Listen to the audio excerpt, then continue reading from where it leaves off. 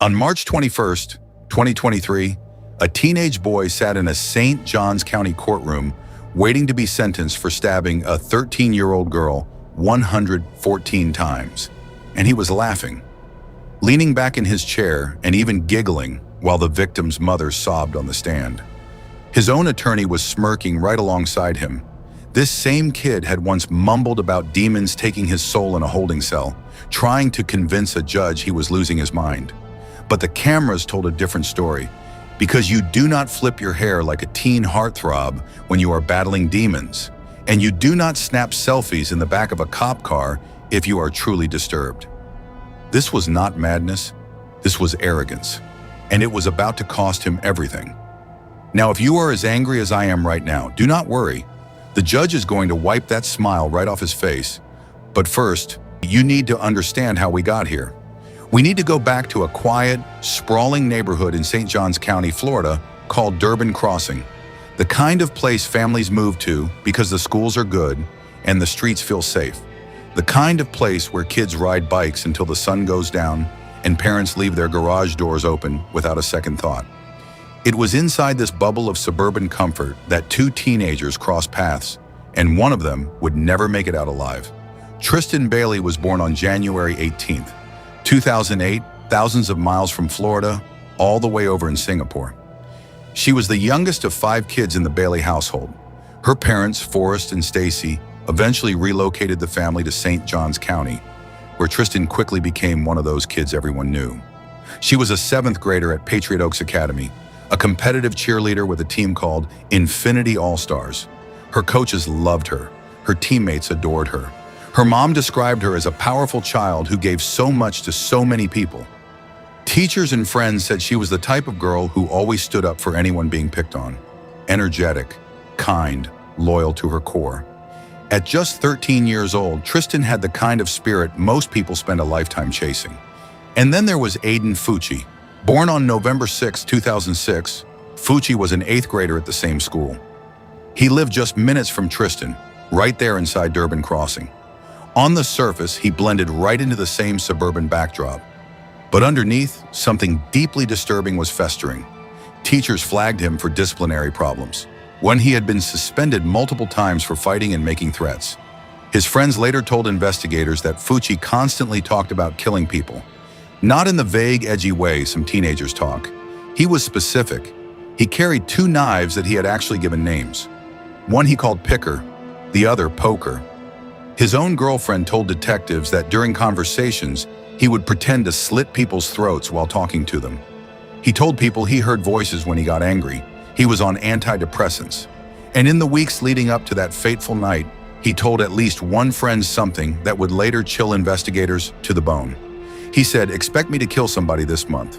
He described dragging someone into the woods and stabbing them. Nobody took him seriously.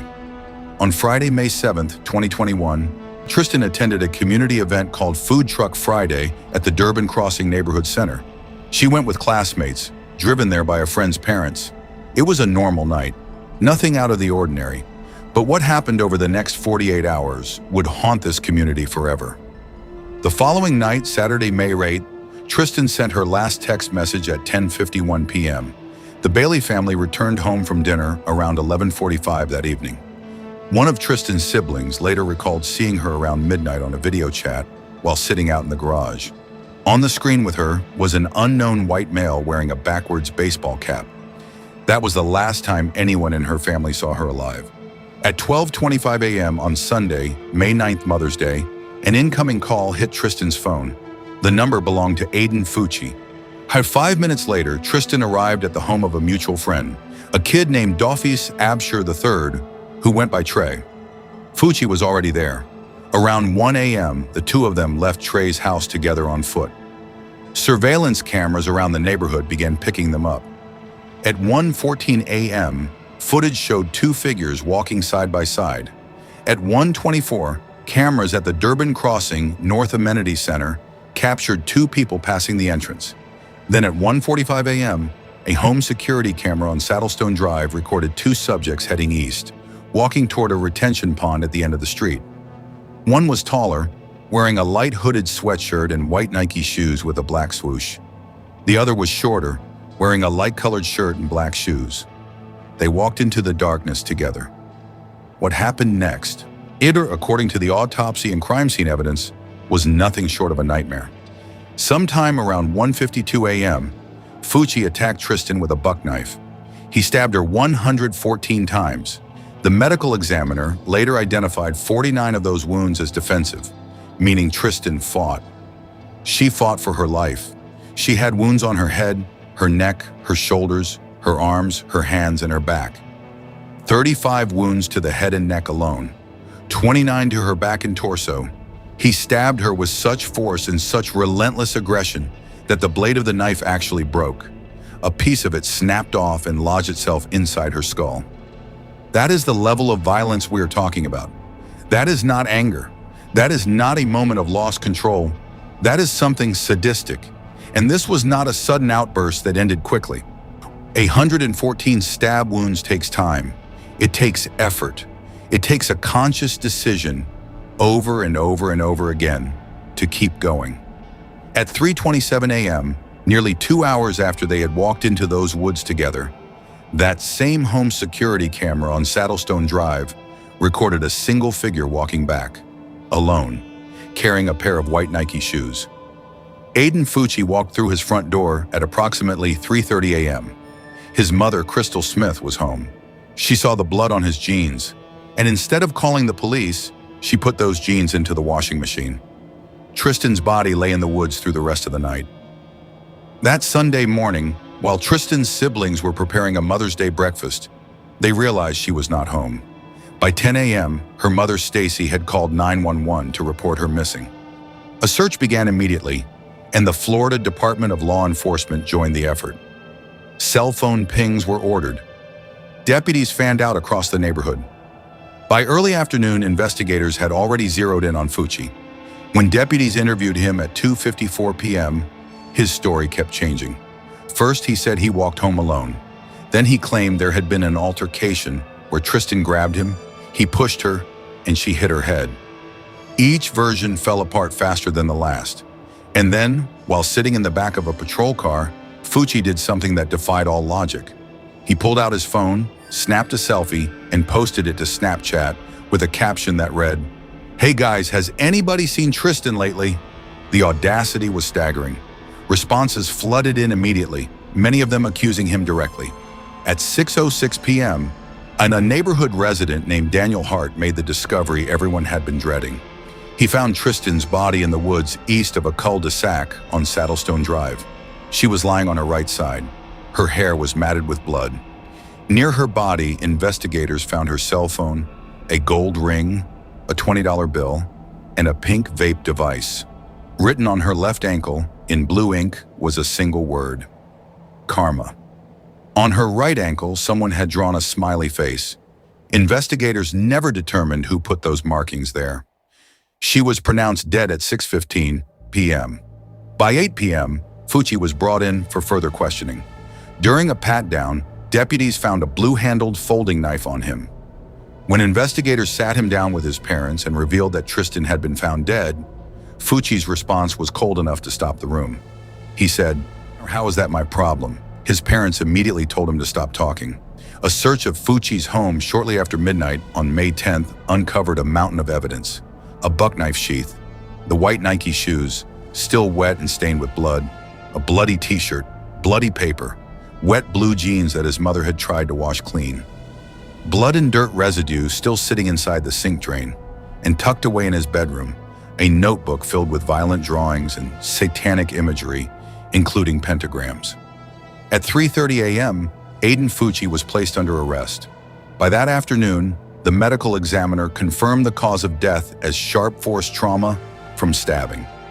That evening, hundreds of community members gathered for a candlelight vigil. Tristyn's cheer teammates stood together, devastated. Her coaches spoke about how she lit up every room. The legal process moved fast. On May 27th, the charge was upgraded to first-degree premeditated murder, and the state attorney announced Fucci would be tried as an adult. Bond was denied. A not guilty plea was entered. And on June 5th, Fucci's own mother, Crystal Smith, was arrested for evidence tampering after surveillance footage captured her washing those bloody jeans. Over the following months, witness interviews revealed even more. A friend told investigators that Fucci had spoken beforehand about his plan to stab a random person. The full autopsy confirmed the 114 separate wounds.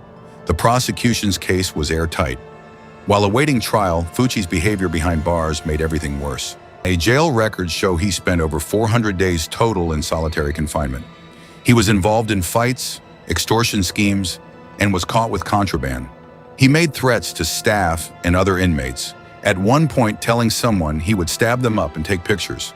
He boasted about the murder openly, telling fellow inmates, "I am real because I stabbed a girl face to face." Guards had to use pepper spray and restraints on multiple occasions. Whatever mask Fucci may have worn before the murder had completely fallen away. Then came a hearing on September 1st, 2021, and this is where things took a bizarre turn. In the holding area before appearing in front of the judge, Fucci was filmed rocking back and forth, mumbling incoherently about demons taking his soul. What's going on? I don't want you demons. I don't want you demons take my soul. You demons want to take my soul away. I don't let you demons steal my soul. I don't know what's going on. The footage made it to the news almost immediately. But here is what stuck out to people who watched it. This was not how he acted in the back of that patrol car when he was snapping selfies on Snapchat. That kid was calm, collected, even smug. But now, suddenly, knowing the judge might see the footage, the demons show up, and the details made it even harder to believe. At one point during the episode, cameras caught him running his fingers through his hair, like he was fixing himself up for a photo. Not exactly the behavior of someone losing a battle with the voices inside his head. To most people watching, this was not a breakdown. It was an audition. The hearing was postponed. After more delays and a denied change of venue motion, the case was set for early 2023. But on February 6, just as jury selection was about to begin, Aiden Fucci changed his plea to guilty. First-degree murder. With no trial, no jury, just a sentencing hearing to determine how long he would spend behind bars. And that hearing is where the story reaches the moment you saw at the beginning. The sentencing proceedings began on March 21st, 2023, before Judge R. Lee Smith. The courtroom was packed, cameras were rolling, and from the very first moments, the weight of this case was suffocating. The prosecution opened with testimony from Dr. James Fulcher, who walked the court through the autopsy findings in painstaking, graphic detail. Every wound, every defensive mark, the broken knife tip lodged inside her skull. Spectators sat in stunned silence. Some cried, some looked away. Even the judge was visibly struggling to maintain his composure as the details were read aloud. Tristyn's cheer coach, Brianna Fennell, delivered emotional testimony about the girl she had mentored, the light that had been snuffed out. Dr. Greg Pritchard, a psychologist for the prosecution, described Fucci as callous, showing no real signs that rehabilitation was possible. He pointed to the premeditated statements Fucci had made to friends before the murder, calling them evidence of mental rehearsal. This was not impulsive. This was practiced. The defense brought their own expert, Dr. Stephen Bloomfield, who testified that Fucci had ADHD, a history of emotional neglect, and an abusive stepfather. He argued that the teenager's brain was not fully developed and that something had snapped. He described it as a click of rage or mental illness, but none of the clinical testimony hit as hard as what came next. Tristyn's mother, Tristyn Bailey, took the stand and spoke directly about the devastation her family had endured. She told the court that Fucci had destroyed her family. She looked at him and said, "He made a heinous decision on May 9th, 2021, and took the very life that I brought into this world. Please do not for 1 second think that he could be rehabilitated at any point. He is beyond saving." Her words were steady, even as her voice cracked. This was a mother who had spent nearly 2 years carrying the unimaginable, and she was not going to let anyone forget what her daughter went through. When it was Fucci's turn to speak, he stood and offered an apology. He said he was sorry for the pain he had caused. He read from a prepared letter that included the line, I know there is some good in Aiden. His grandmother took the stand and pleaded with the judge not to take him out of their lives forever. He's not the boy that I knew. I don't know what happened. I mean, he's always been good and happy. I'm so sorry. He has a good family and we don't condone what happened. But for many people listening, this was impossible to reconcile. This was a teenager who named his knives, who told friends to expect a murder, who bragged about it behind bars and laughed while a grieving mother testified. At what point does the idea of a good kid stop being a defense and start being a delusion? Judge R. Lee Smith called this the most difficult and shocking case he had ever presided over. I would submit that this case is probably the most difficult and shocking case that this county in St. Johns County has dealt with. In the 20 years that I have been, or 16 years that I have been practicing law. And when a judge with decades on the bench looks at a defendant and says that in all his years, he has never encountered anything like this, you know the sentence is not going to be lenient. You could see it in his face. Even he was struggling to hold himself together while reading the details of what Fucci had done. He rejected the defense's argument that Fucci's age or mental state justified leniency. He found no evidence of the kind of immaturity or impulsiveness that might warrant a reduced sentence. He laid out every reason for the ruling so clearly and so thoroughly that there would be no room for Fucci or anyone else to ever claim the punishment did not fit the crime. Life in prison, with the possibility of a sentence review after 25 years. Mr. Fucci, having entered a plea of guilty to the crime of first-degree murder, I adjudicate you guilty of the premeditated first-degree murder of Tristyn Bailey. I sentence you to life in prison. Because of your age, you are eligible for review of the sentence in 25 years. The courtroom exhaled. Tristyn's family wept. Outside, the community that had grieved alongside them for nearly 2 years finally had an answer. Not closure. There is no closure for something like this, but accountability. And for many who followed this case from the very beginning, the sentence was not just justice for Tristyn, it was prevention. The threats he made before the murder, the boasting he did after, the total absence of remorse while sitting in that courtroom. Everything about Aiden Fucci's pattern pointed in one direction, and a lot of people believed that if he had not been caught after this crime, it would not have been his last. That judge did not just sentence a killer, he stopped one from ever getting the chance to do it again. Tristyn Bailey was 13 years old. She liked cheerleading and standing up for her friends. She trusted the wrong person on the wrong night, and she paid for it with her life. If this story stays with you, like this video, leave a comment and subscribe. Let's keep the name of these victims alive.